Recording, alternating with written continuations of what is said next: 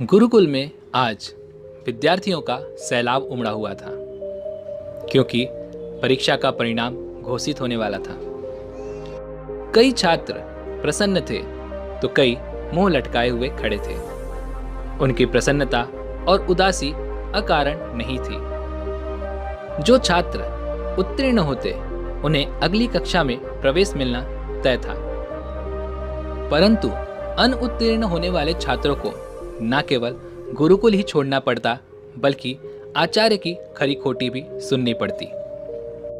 वरदराज एक ऐसा ही छात्र था जो कि इस समय इस परीक्षा में अनुत्तीर्ण हुआ था।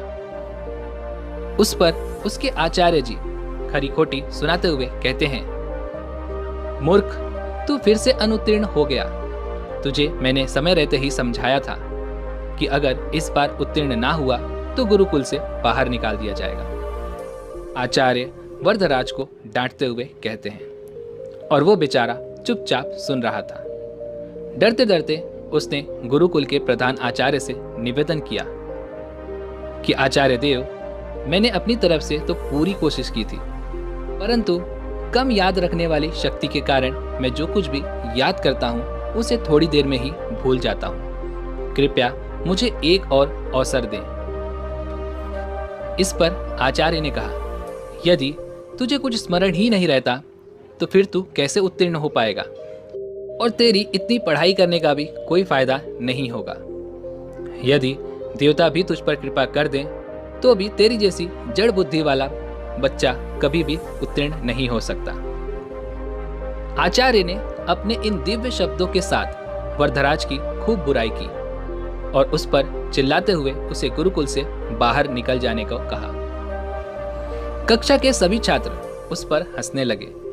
वह बेचारा भी अपना मुंह लटकाए हुए वहां से निकल गया। अनेकों प्रश्न उसके मन में उथल पुथल मचाए हुए थे। कैसे वह अपने घर लौटेगा? माता और पिता को जाकर क्या उत्तर देगा?